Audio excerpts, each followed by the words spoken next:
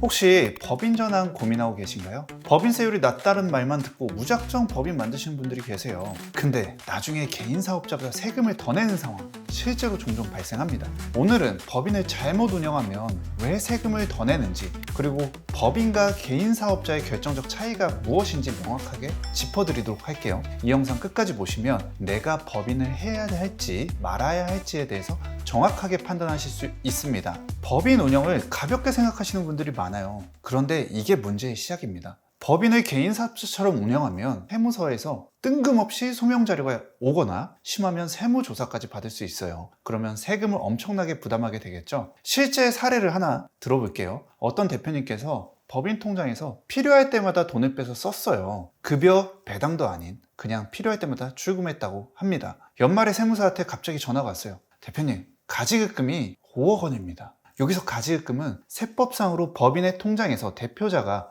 업무 무관하게 돈을 가져간 것을 의미하는데요. 이자 계산까지 해서 대표님 법인 통장에 넣으셔야 돼요. 그제서야 대표님이 문제가 심각하다는 걸 알게 된 거예요. 왜 이런 일이 발생할까요? 바로 법인의 본질을 대표님께서 이해하지 못하셨던 겁니다. 법인은 말 그대로 법적인 사람, 개인과는 별개의 인격체라는 거예요. 내가 법인을 세운 대표자이고 내가 주주라고 하더라도 법인과 나는 완전히 다른 존재입니다. 이 개념을 확실하게 짚으셔야 돼요. 그런데 여러분, 이 개념이 실제로 어떻게 적용되는지 아시려면 세 가지의 핵심 차이를 아셔야 돼요. 개인 사업자 한번 비교해 볼게요. 개인 사업자는 간단합니다. 사업으로 번 돈은 무조건 다 내 돈이에요.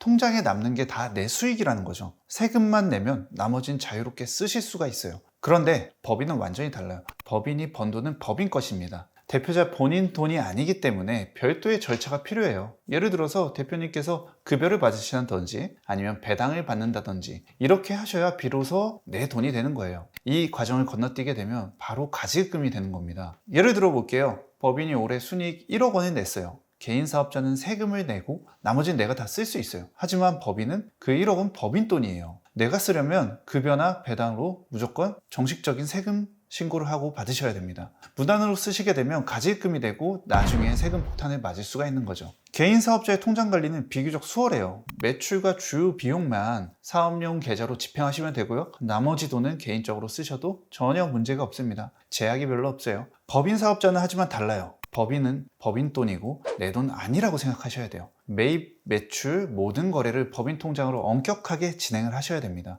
개인 통장과 섞으면 절대로 안 된다는 말씀이죠. 실제로 세무사 사무실에서 저희가 연말마다 가장 골치 아픈 일을 처리합니다. 바로 가지급금에 대한 정리예요. 대표님들한테 전화를 실제로 드려요. 그래서 작년도에 계산한 인정이자에 대해서 법인 통장에 입금을 하라고 전화를 꼭 드립니다. 이게 매년 반복이 되고 있어요. 만약 법인 통장에 이 이자를 입금하지 않게 되면 가지입금 자체가 상여 처분될 수 있다는 점 꼭 조심하셔야 됩니다. 저는 그렇게 생각해요. 법인의 가지입금은 소액은 생길 수 있다. 하지만 이게 너무 많아지게 되면 분명히 큰 문제를 일으킬 수 있다라는 점 꼭 말씀을 드리고 있습니다. 자, 우리가 가지입금에 대해서 한번 무서운 진실 한번 보도록 할게요. 대표님들께서 정말 많이 들었을 거라고 생각합니다. 급여나 배당 없이 법인 돈을 쓰게 되면 이게 바로 가지입금인데, 거래 내역이 불분명한 금액은 우리가 통상적으로도 가지입금이라고 하긴 합니다. 가지입금이 생기면 우리가 두 가지를 생각하셔야 돼요. 첫 번째는 법인이 대표자에게 돈을 빌려준 것으로 본다는 거죠. 법인의 돈을 빌렸으면 어떻게 해야 되죠? 당연히 법인은 대표님 통해서 이자를 받아야 됩니다. 그래서 법인은 가지입금에 대한 이자를 이자 수익으로 처리를 하고요.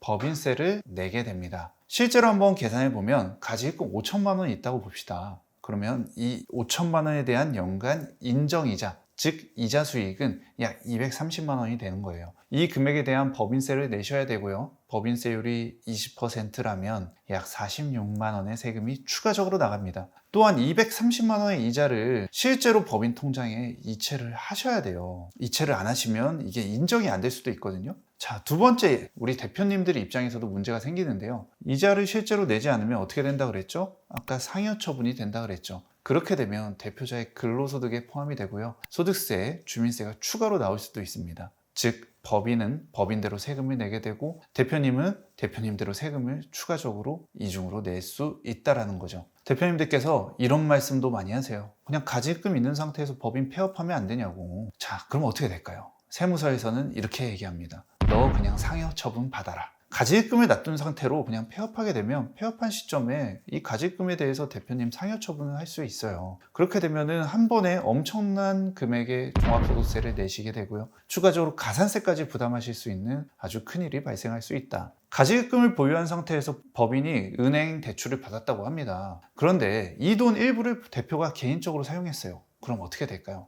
우리는 가지입금을 잡게 되죠. 그러면 대출 이자 비용을 법인 비용으로 100% 인정받을 수가 없어요. 쉽게 말해서 즉 너 대출받아서 받은 돈에 대해서 너가 개인적으로 쓰게 되면 그 이자 비용 법인의 비용으로 인정 안 해주겠다, 이런 말입니다. 이걸 법적으로 지급이자에 대한 송금불산입이라고 하는데요. 쉽게 말해서 법인 대출을 개인 사적으로 쓰지 말라는 거예요. 예를 들어 보면 법인이 1억 대출 받아서 연간 500만 원의 이자를 냅니다. 근데 가지입금 5천만 원인 거예요. 그럼 이자 비용 500만 원 중에 일부가 송금 불산입이 될 수 있습니다. 그렇게 되면 법인 비용으로 인정받지 못하니까 법인세가 늘어날 수 있겠죠. 대출 기간은 어떨까요? 대출 기간 돈을 빌려주는 사람이잖아요. 그러면 돈을 빌려가는 사람의 재무상태표를 보겠죠. 근데 떡하니 가지입금이 있다. 그럼 돈을 빌려주는 사람 입장에서는 기분이 좋을까요? 안 좋을까요? 당연히 안 좋죠. 마찬가지로 대출 심사에 있어서도 별로 좋지 않기 때문에 가지입금 자체는 법인을 얼마나 성실하게 운영하고 있냐, 이런 거에 대한 지표가 될 수 있어요. 그래서 금융기관 입장에서는 돈을 안 빌려줄 수 있으니까 여러분들께서 꼭 주의하시고요. 자, 그래서 결론은 여러분들께 좀 질문 드립니다. 나는 법인 통장과 개인 통장을 좀 정확하게 구분할 자신이 있다.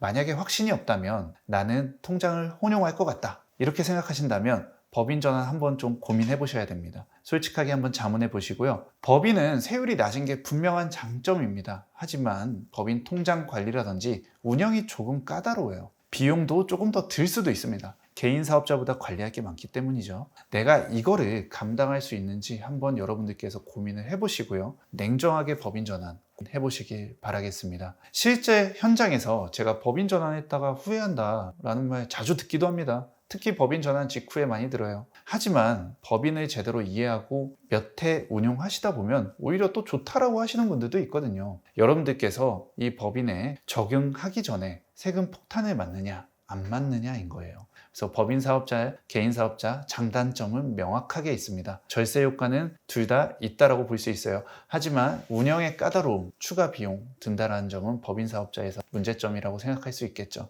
한번 여러분들께서는 이런 부분에 대해서 고민을 하고 계신다면 세무사한테 상담을 꼭 받아주시길 바라겠습니다. 감사합니다.